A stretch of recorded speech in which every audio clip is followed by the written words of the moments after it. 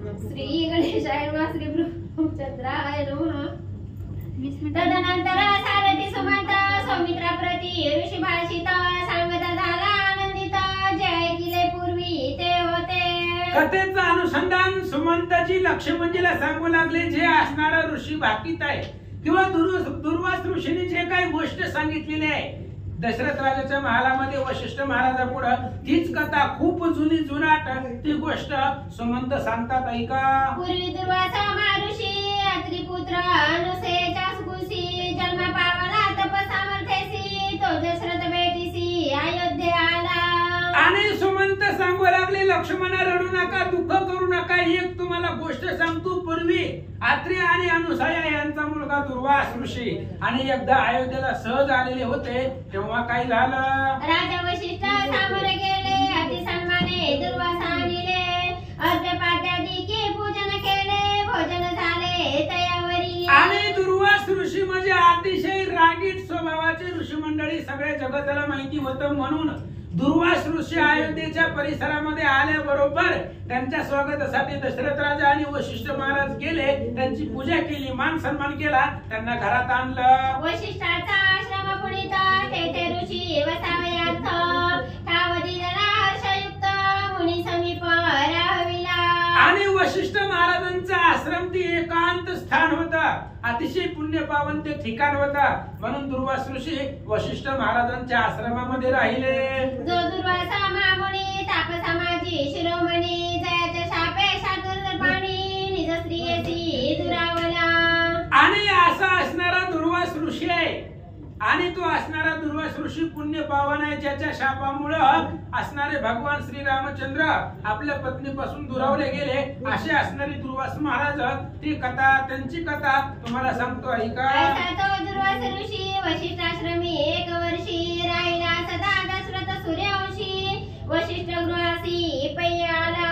आणि असा असणारा दुर्वास ऋषी अयोध्येमध्ये राहिलेले होते आणि सहज एकदा वशिष्ठ महाराजांच्या घरी त्यांच्या असणाऱ्या घरी त्यांना भेटीसाठी आलेले होते तेव्हा काय झालं सुमंत सांगतात। श्री गुरुसी नमस्कार केला सेवेची दुर्वासा वंदिला दशरथ म्हणे दयाला कथा एकी सांगीचे। आणि वशिष्ठ महाराजांच्या घरामध्ये दुर्वास ऋषी होते दशरथ राजा भेटीला आले पहिल्यांदा आपले असणारे कुलगुरू वशिष्ठ महाराजांना नमस्कार केला पुन्हा दुर्वास महाराजांना व दशरथ राजांना नमस्कार केला हात जोडले आणि दुर्वास ऋषींना राजा दशरथजी बोलतात ऐका। माझी जी पुत्र संताने तयाची सांगावी लक्षणे तयांच्या आयुष्यात जे गहने ते वर्तमान सांगावे। आणि दुर्वास ऋषींना त्रिकालाचं ज्ञान होतं म्हणून दशरथ राजांनी विचारलं म्हणले महाराज आमची जी संतती आहे त्या संततीचं पुढचं भविष्य सांगा आमच्या पुत्राची काही चिन्ह सांगा त्यांचं वर्तमान काळ सांगा असं दशरथ राजांनी विचारलं होतं। मध्यानी गेला आदित्य ते समयी कोणी नाही तेथ वशिष्ठ दुर्वासा दशरथ चौथा तेथ मी सारथी। सुमंत सांगतात लक्ष्मण ही खूप दिवसापूर्वीची गोष्ट आहे तेव्हा एकांत होता दुपारच्या 12 वाजलेल्या होत्या सूर्य मध्यानाला गेलेला होता एकांत स्थळ होतं तिथं कोणी सुद्धा नव्हतं फक्त आम्ही 4 जण होतो वशिष्ठ महाराज दुर्वास ऋषी दशरथ राजा आणि चौथा मी सुमंत त्यावेळेस तिथं होतो। अत्रिपुत्र महर्षी ऐकोनी दशरथ वचनासी होणी आधी संतोषी कथा एक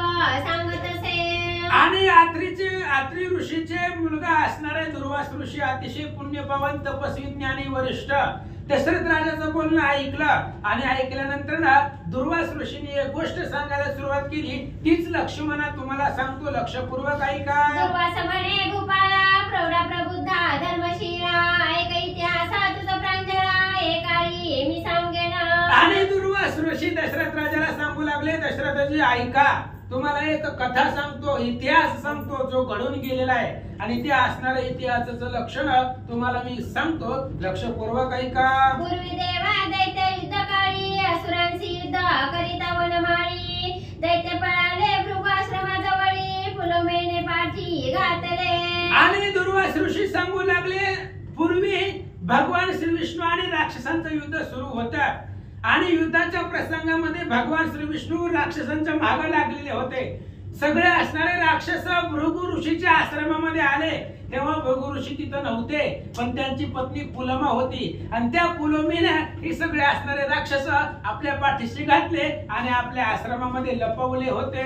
पुलोमीने दैत्य पाठीशी घातले, हे श्री विष्णूसी कळले, करी चक्र घेऊन मारिले पुलोमेसी ते काळी. ह्या पुलोमीने सगळ्या राक्षसांना आपल्या पाठीशी घातलंय, आपल्या आश्रमामध्ये आपल्या घरात लपवलंय. भगवान श्री विष्णूंना कळलं, हातामध्ये सुदर्शन चक्र घेतलं आणि त्या सुदर्शन चक्रानं त्या पुलोमीला भृगु ऋषीच्या बायकोला श्री विष्णूंनी मारून टाकलं. शिर तुटोनी पडिले भूमीसी, सवेशी आश्रमाला ऋषी, म्हणे कोणे माझी स्त्री असी, आश्रमासी मारिले. आणि त्या पुलोमीचं मुंडकं भगवान श्री विष्णूने आपल्या सुदर्शन चक्रानं उडवलं, तिला मारून टाकलं. त्याच्यानंतर ना भृगु ऋषी आपल्या आश्रमामध्ये आल्यानंतर बघितलं तर आपली बायको मेलेली आहे. मग आपल्या बायकोला कुणी मारलं ही अंतर्ध्यानानं भृगु ऋषी पाहू लागले. ऐसे कृत्य गेला करुणा, तो मनुष्य लोकी जन्मेल जाणा, ऐसा शाप ऋषी देवना, मग ध्यानस्थ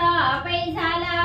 आणि असणाऱ्या भृगु ऋषींनी विचार केला, आपल्या असणाऱ्या ध्यानामध्ये आधी विचार केला, कुणी ज्याने मारले माझ्या बायकोला कुणीही मारू द्या, त्या असणाऱ्या मारणाऱ्याला मनुष्याचा अवतार, मनुष्याचा वेश धारण करावा लागल. नंतर ध्यान आपल्या तपस्याच्यावरती ध्यान आठवलं हृदयामध्ये आणि कुणी मारलं याचा शोध घेऊ लागले. ध्यानी आव्हानुनी मूर्ती, तिने सांगितले तुझी सती, विष्णूने मारिली निश्चिती, चक्रे करुणी ऋषीवर्या. भृगु ऋषीने अंतःकरणामध्ये ध्यान सुरू केलं आणि ध्यान मूर्तीनं भृगु ऋषींना सांगितलं, तुमची असणारी जी काही पत्नी पुलोमा आहे त्या पुलोमाला भगवान श्री विष्णूने सुदर्शन चक्रानं मारलं असं ध्यानानं भृगु ऋषींच्या लक्षात आलं. हरीने स्त्रियेसी मारिले, ऐसे ऋषी लागोनी कळले, पुनरपी शाप तया काळे, माहुता दुसरा पै दिदला.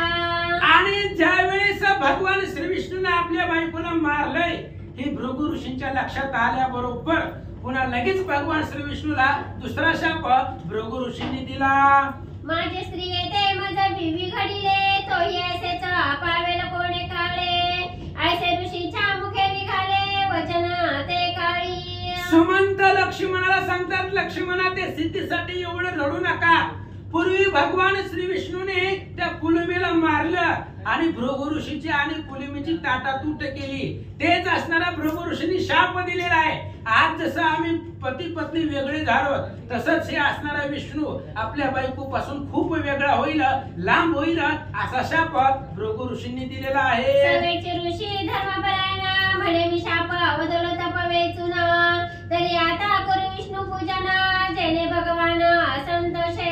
आणि लगेच असणाऱ्या भृगु ऋषींनी विचार केला, आपण शाप दिला, शाप देणं सुद्धा एवढं सोपं नाही. अनेक दिवस वर्ष केलेलं तप आहे, त्या तपाचं पुण्य एका सेकंदामध्ये घालवावं लागतं, तेव्हा तो शाप खरा होतो.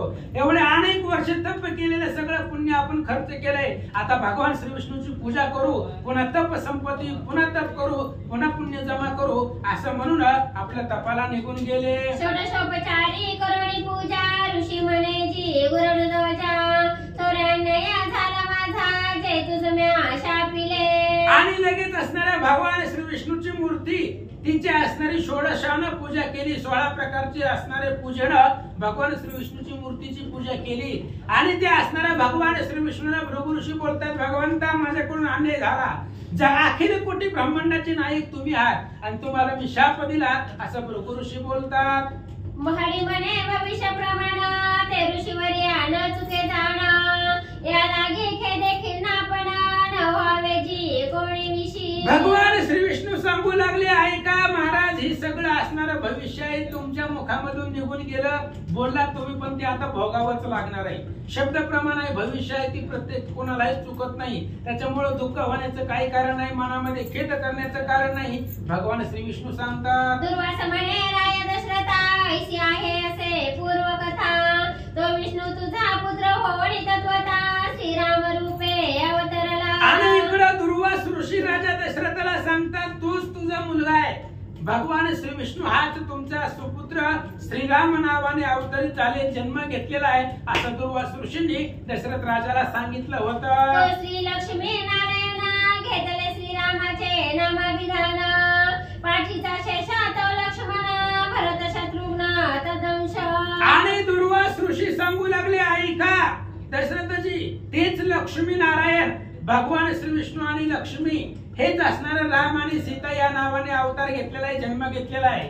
आणि शेष असणारा जो पाठीचा शेष आहे तो लक्ष्मण आहे, हातामध्ये सुदर्शन चक्र आहे तो भरत आहे आणि भगवान श्री विष्णूच्या हातातला शंख म्हणजे शत्रुघ्न आहे असं दुर्वास ऋषी सांगतात. 10 सहस्र वर्षावरी राज्य करीला अयोध्या नगरी तयाची भार्या रावण वैरी दंडकारण्य हरिला. 10,000 वर्ष रामचंद्र अयोध्येचं राज्य करतील, वनवासाला जातील. वनवासाला गेल्यानंतर ना रामचंद्राची पत्नी रावण घेऊन जाईल हे भविष्य दुर्वास ऋषी सांगू लागले. पुनरपि वना जाईला दोघा पुत्रा जन्मविला अयोध्येचे राज्य करीला सत्यजान राजेंद्र. ऐका दशरथ राजा ऐका तुमच्या मुलाचं भविष्य सांगतोय. वनवासामधून आल्यानंतर ना पुन्हा सीता एकटी वनवासाला जाईल. वनवासाला गेल्यानंतर ना त्या वनवासामध्ये सीतेला 2 मुलं होतील आणि पुन्हा रामचंद्र सीता 2 सुपुत्र मिळून पुन्हा अयोध्येचं राज्य करतील असं दुर्वास ऋषी सांगतात. ऐसे तुझ्या पुत्राचे कथना दशरथा होईल सत्य जाणा कोणाला सांगावे वचन हृदय गुप्त राखावे. आणि असं तुमच्या मुलाचं कथन आहे, तुमच्या मुलाची गोष्ट आहे दशरथा ही हृदयामध्ये गुप्त ठेवा, ही कोणालाही बाहेर सांगू नका.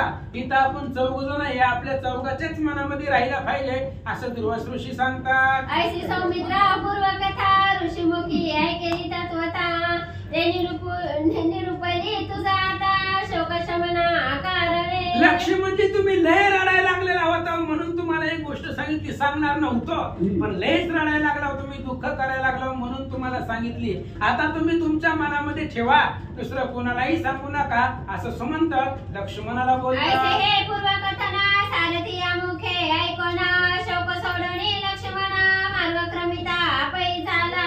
आणि अशा प्रकारचं असणारं पूर्व कथन म्हणजे हे सगळं नियोजन करूनच केलेलं हे लक्ष्मणाच्या लक्षामध्ये आलं.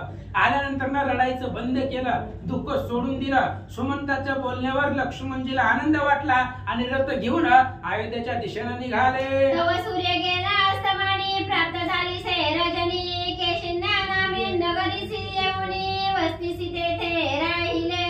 आणि एवढ्या वेळामध्ये सूर्य अस्तमानाला गेला, सूर्य मावळला गेला, अंधार पडला. केशिन्य नावाचं नगर आहे त्या नगरामध्ये आले, तिथं त्या रात्रीचा मुक्काम केला.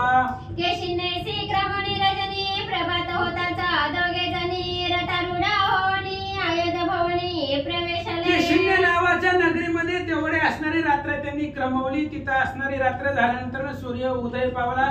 सूर्य उजळल्याबरोबर सुमंत आणि लक्ष्मण रथामध्ये बसले आणि अयोध्येच्या दिशेने निघाले. एका विनवी जनार्दना पुढील गोड निरूपणा संवाद होईला श्रीराम लक्ष्मणा तो सावध श्रोते ऐकी. ग्रंथकर्ते गावपा काका एकनाथ महाराजांना जनार्दन स्वामीने शरण जाऊन सांगतात पुढच्या असणाऱ्या कथेमध्ये पुढच्या अध्यायामध्ये लक्ष्मण आणि श्रीरामचंद्र ह्या दोघांचा संवाद होईल. सीतेला सोडून लक्ष्मण जे अयोध्येला जातील, रामचंद्रांना भेटतील, त्यांच्यामध्ये काय काय संवाद होतोय ऐका. सती श्रीमद रामायणे उत्तरकांडे एकाकार टिकाया लक्ष्मण सारथी संवाद नाम 1:50 अध्याय. गोडा श्रीकृष्ण कुंडली विठ्ठल श्री ज्ञानदेव.